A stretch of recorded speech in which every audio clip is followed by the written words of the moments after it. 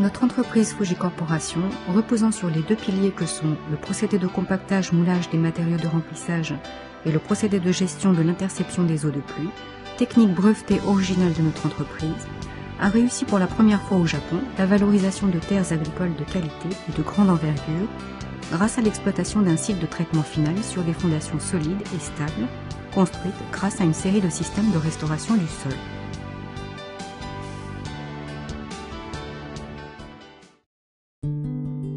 La réalisation de l'utilisation comme terres agricoles d'un site de traitement final.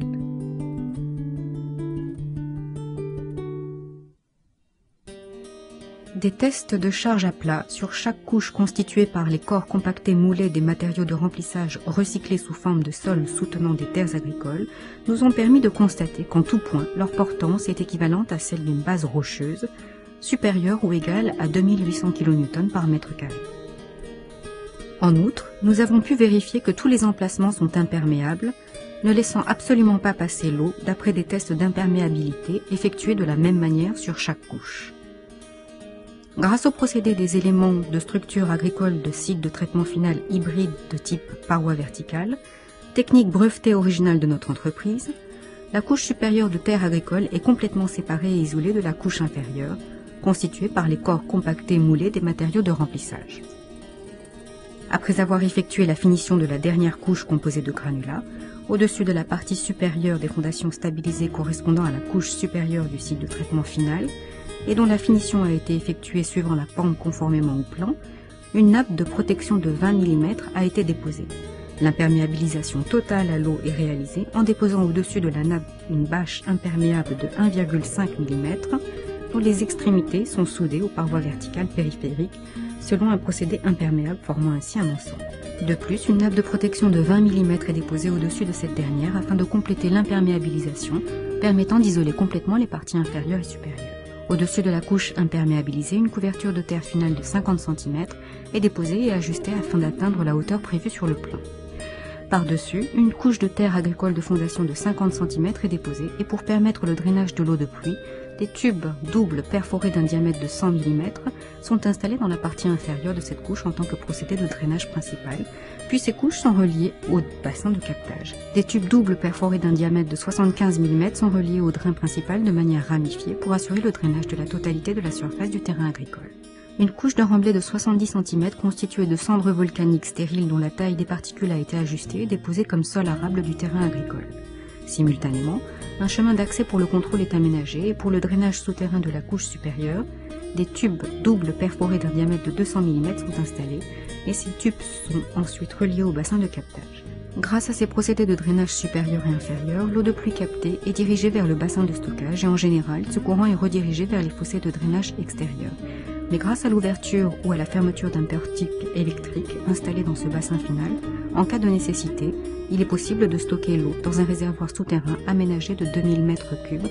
et tout en pouvant faire face à l'absorption des pluies torrentielles, il est aussi possible de réutiliser l'eau de pluie accumulée pour l'irrigation. En tant que système d'irrigation à grande échelle représentatif du Japon, nous avons installé 2 réservoirs d'accumulation de 10 m3 ainsi qu'une pompe automatique à onduleur pour l'approvisionnement en eau d'un débit de 1727 litres par minute et d'une hauteur de levage de 48,4 mètres. Comme ce système reçoit son approvisionnement en eau depuis le puits profond voisin destiné à l'irrigation, nous avons installé un filtre métallique équipé d'une fonction interne de nettoyage semi-automatique, éliminant les impuretés comme le sable. En outre, simultanément, nous favorisons une longue durée d'utilisation en utilisant des produits en acier inoxydable de qualité résistant à la corrosion pour les pompes à eau ou les canalisations. Pour pomper l'eau vers les terres cultivées, nous avons rendu plus facile le contrôle de l'irrigation en ajustant le volume et la pression de l'eau à l'aide d'une soupape de commande du débit équipée de fonctions de réduction de pression. Il est aussi possible de changer les équipements de manière flexible afin de pouvoir irriguer simultanément la totalité du terrain cultivé à l'aide de gicleurs ou de tuyaux d'irrigation. Ce procédé, grâce aux cendres volcaniques stérilisées, permet d'obtenir les meilleurs sols superficiels en tant que terres agricoles pour la culture des légumes. Nous répandons sur toute la surface des engrais organiques selon une densité qui a été planifiée, puis nous labourons à l'aide d'un tracteur lourd afin qu'ils pénètrent uniformément dans le sol. Pour le premier test de culture, nous avons utilisé du blé et nous avons pu vérifier l'état de l'efficacité, de l'uniformité et de l'écoulement des engrais sur la terre arable. Ensuite, nous avons labouré le blé récolté afin d'en faire un engrais organique de qualité. En répétant ainsi cette méthode d'amendement du sol, nous pourrons lancer la culture de légumes destinés à la vente dans quelques années. L'ouverture du Fuji Site Visit Center.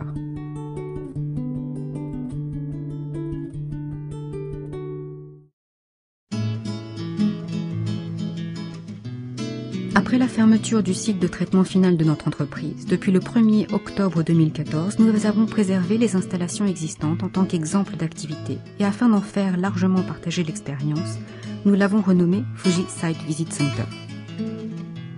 À l'intérieur des bâtiments, nous exposons une vue d'ensemble des installations et des divers équipements qui ont été réellement utilisés et inventés à partir des brevets originaux de notre entreprise pour les installations du site de traitement. En outre, nous présentons sous forme de panneaux de nombreuses idées et techniques brevetées qui ont eu des réalisations pratiques.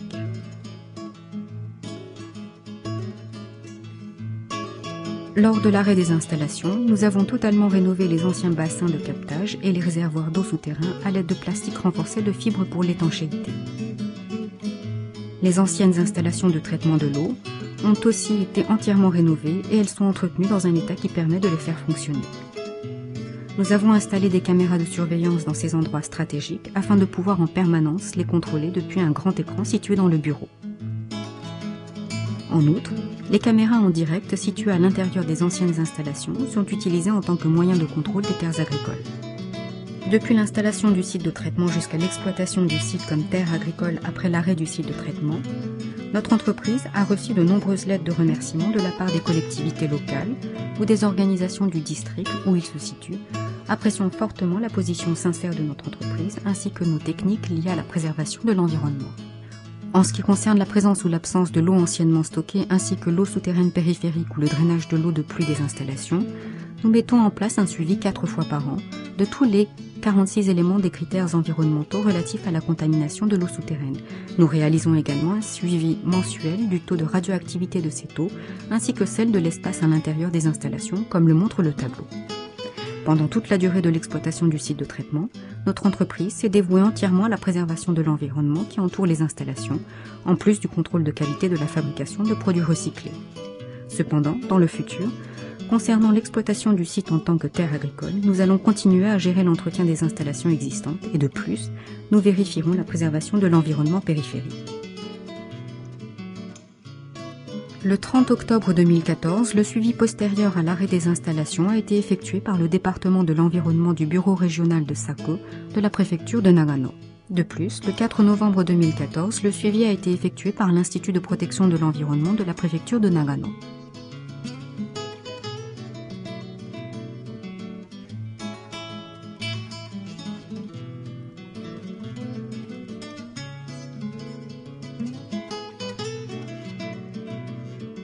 En ce qui concerne la structure en béton armé des parois verticales périphériques, nous vérifions l'état de maintien des fonctions comme l'imperméabilité ou l'apparition de fissures et afin de maintenir les performances initiales de cette structure, nous effectuons en continu une maintenance adaptée. La recherche et le développement de nouvelles techniques de protection de l'environnement.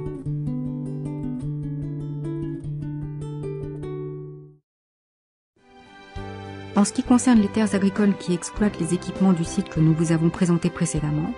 à commencer par les recherches sur les techniques qui permettent de créer des sols de culture parfaits pour l'exploitation agricole à partir des cendres volcaniques stérilisées, notre entreprise s'implique dans de nouvelles recherches avec le Fuji Site Visit Center sur la base d'une collaboration avec le Centre de recherche agricole appartenant à l'Organisation nationale pour la recherche agricole et alimentaire. En tant que recherche sur les techniques de contrôle de l'élution des substances toxiques, les substances toxiques d'une concentration 100 fois supérieure à celle des critères d'enfouissement sont ajoutées à du béton qui est malaxé à des cendres, puis une pression de 25 tonnes est appliquée pour obtenir un spécimen qui est ensuite laissé pendant une période déterminée dans un environnement compris entre -40 et +40 degrés dans la salle de test des environnements extrêmes selon la méthode de Fuji Corporation. Ensuite, un essai d'élution est effectué sur le spécimen et la vérification de l'efficacité du contrôle de l'élution des substances toxiques est menée. En tant que test sur la dégradation du traitement de la surface du béton, 3 spécimens faits à partir d'un même béton dont l'un a la surface traitée avec du plastique renforcé de fibre, l'autre traité avec un produit imperméabilisant et un dernier est non traité, sont fabriqués en plusieurs groupes, puis sont suivis dans un milieu naturel exposé aux intempéries. Ces expériences concernent le maintien de la qualité du béton et en observant pendant une longue période les variations de température à la surface de chaque échantillon et en détruisant périodiquement un groupe d'échantillons en mettant en pratique des tests de résistance à la compression, de résistance à la torsion et d'imperméabilité, nous inspectons l'efficacité du retard de la détérioration de la qualité du matériau de protection de la surface du béton. En outre, par rapport aux déchets qui contiennent du mercure,